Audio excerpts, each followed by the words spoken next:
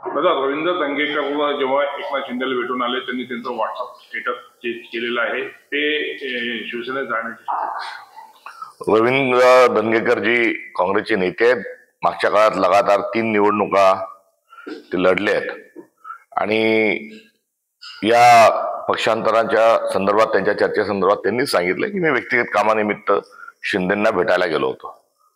इथं पण त्यांनी स्टेटसवर भगवा जो लावलाय तो भगवा ही महाराष्ट्र धर्माची ओळख आहे आणि भगवा जो आहे हा भारताचा एक निशाण आहे, त्यात गैर काही नाही। राहता राहिला काँग्रेस पक्षाच्या वतीनं कालच माझा त्यांच्याशी संवाद झालेला आहे आणि ते या आठवड्यात मुंबई मुक्कामी मला भेटायला येणार आहे असं काल त्यांनी मला सांगितलं। धार्मिक स्थळ हटवल्यावरून वाद झालेला आहे। सकल हिंदू समाजाने आंदोलनाच्या इशाऱ्यानंतर हे धार्मिक स्थळ हटवले, काय सांगा? या सरकारने ज्या काही तक्रारी आणि असे वाद असतील त्या ठिकाणी कायदा व सुव्यवस्थेची परिस्थिती चांगली हाताळण्याची आवश्यकता आहे। मात्र दंगली घडून आणण्याकडे या सरकारचा कल असल्याचं आढळून येतं। कुठे बेकायदेशीर असेल अथवा काही आक्षेप असतील तर त्यावर योग्य पद्धतीने तोडगा काढणं सहज शक्य आहे। मात्र वारंवार समाजात तेढ निर्माण करणं हे या सरकारचा हा फंडा आहे। सूर्यध्वजांनी मस्ताजोगे ते ग्रामस्थांची भेट घेतली आणि पहिले ते धनंजय मुंडेला भेटले, आता ते ग्रामस्थांना भेटले, काय सांगा?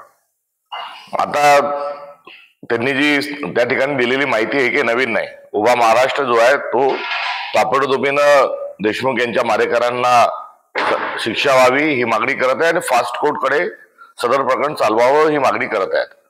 मात्र धस हे कधी कोणाला भेटतात कधी कोणाला भेटतात, त्यामध्ये त्यांच्या या मागणीत काही नाविन्य कुठल्याही प्रकारचं नाविन्य नाही। आता छावा चित्रपटाच्या बाबतीमध्ये वाद निर्माण होते। शिर्केंच्या नातेवाईकांनी 100 कोटीचा दावा ठोकला असं म्हटलं आहे। गुणाजी शिर्के यांचा जो भाग आहे तो काढण्याची त्यांनी विनंती केली, केलेली आहे, आवाहन केलेले आहे। छावा ही कादंबरी, छावा हे पुस्तक हे महाराष्ट्राच्या वाङ्मयामध्ये फार मोठं त्याचं योगदान आहे आणि हा नव्याने कुठलाही हा लावलेला शोध नाही। तर या संदर्भामध्ये सदरचे जे पुस्तक आहे ज्याच्या आधारावर छावा चित्रपट आहे हा महाराष्ट्राचा हा पुरातन ठेवा आहे आणि त्या ठेव्याच्या अनुषंगानं जर चित्रपट असेल तर त्यावर आक्षेप नोंदवण्यासारखं कुठलाही हा प्रकार नाही।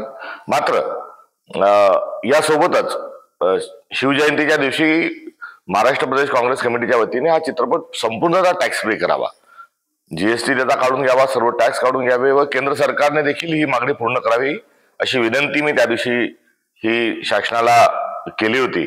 मात्र अद्यापर्यंत त्यावर कुठल्याही प्रकारची कारवाई नाही।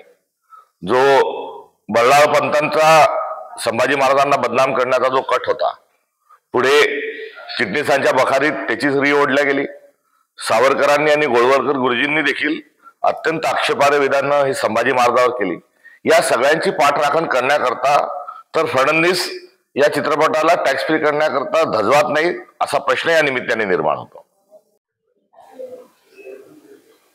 नाना पटोलेच्या बाबतीमध्ये विधान केलंय की जहां नाना वहां नाही जाणार, काय? पहिले त्यांनीच सांगितलं होतं की जहां नाना वहां जाना आणि आताच त्यांनी त्यांच्या मूळ भूमिकेपासून कुठेतरी घुमजाव केल्याचा दिसून येतं। दादा, 18 लाख शासकीय कर्मचाऱ्यांना डीए मिळाले नाही, लाडकी बहीण योजनेमुळे तिजोरीत खणखणाट झाला असं आहे का? निश्चित महाराष्ट्राच्या जाहीर केलेल्या घोषणा, दिलेल्या आश्वासन याचा कुठेही ताळमेळ नाही आणि पर्यायाने मोठ्या प्रमाणावर महाराष्ट्र शासनात महसुली तूट निर्माण झालेली आहे आणि सदरची तूट भरण्याकरता आता योजनांना कात्री लावल्या जात आहे। मात्र मुख्यमंत्री आणि त्यांच्या 2 उपमुख्यमंत्र्यांनी जे लाडकी सत्ता त्यांच्या आजूबाजूला सगळी गुरफटून ठेवली आहे, त्यांनी या निमित्तातून बाहेर पडावं आणि केंद्र सरकारकडून सदरची महसुली तूट भरून काढण्याकरता शिवायचा निधी घेऊन यावा। महाराष्ट्र कर्नाटक हा वाद पेटलेला आहे। आपलं काँग्रेसचं सरकार आहे कर्नाटकमध्ये, आपण त्यांना काही सल्ला द्याल का? हा अत्यंत जुना एक वाद आहे आणि यावर जो तोडगा जो आहे हा लवकर निघाला पाहिजे। मात्र संयुक्त महाराष्ट्राच्या आणि महाराष्ट्र एकीकरण समितीची भूमिका आणि महाराष्ट्र काँग्रेस कमिटीची भूमिका ही एक आहे की युबीटीचे जे ग्रामपंचायत आहेत त्यांना आम्ही निधी देणार नाही, काय सांगा? सरकार हे सर्वांचं असतं आणि या देशाचा मालक नागरिक आहे। कोणी मंत्री किंवा कोणत्या पदावर बसलेला माणूस या देशाचा मालक नाही. मात्र अलीकडच्या काळात संविधानाला गुंडाळून ठेवण्याचं जे काम सुरू आहे त्याच कामातला एक पुढे टाकलेलं पाऊल असं मी या स्टेटमेंटकडे बघतो. कालाच एक अफूची फार मोठी शेती पकडली गेली आहे. अफू हे आपल्याकडे होत नाही, अफगाणिस्तानामध्ये होते. तर याची चौकशी झाली पाहिजे. अफूचा देश कुठून आला आणि याच्या मागे कोणी राजकीय नेता आहे का? याच्यामध्ये राजकीय नेता या सगळ्या शृंखलेमध्ये अवैध व्यवसायाच्या असल्याची शक्यता नाकारता येत नाही. मात्र सोबतच शेतकऱ्यांना शेती परवडणं हे आता कालबाह्य होत चाललेलं आहे आणि शेतकरी दिवसेंदिवस त्याचा जो व्यवसाय हा तोट्यात चाललाय. आणि अशा परिस्थितीमध्ये एक तर शेतमालाला भाव द्यावे, अन्यथा अशा प्रकार जे आहेत हे वाढतील. त्यामुळे शेतमालाला भाव नसल्यामुळे एकीकडे शेतकरी असे कुठे उद्योग करतोय का, हा देखील एक या निमित्तानं मोठा चिंतनाचा प्रश्न आपल्या सगळ्यांच्या समोर उभा आहे. दादा, देशातली सगळ्यात मोठी ही कारवाई आहे. अफू एवढ्या मोठ्या प्रमाणावर आहे. पोलीस यंत्रणा आतापर्यंत काय करत आहे? झोपलेली होती. पोलीस यंत्रणा ही कुठेही मुश्तेद नाही, फक्त हप्ते वसुलीमध्ये ती संपूर्ण महाराष्ट्रात व्यस्त असल्याचं आपल्याला आढळून येतं.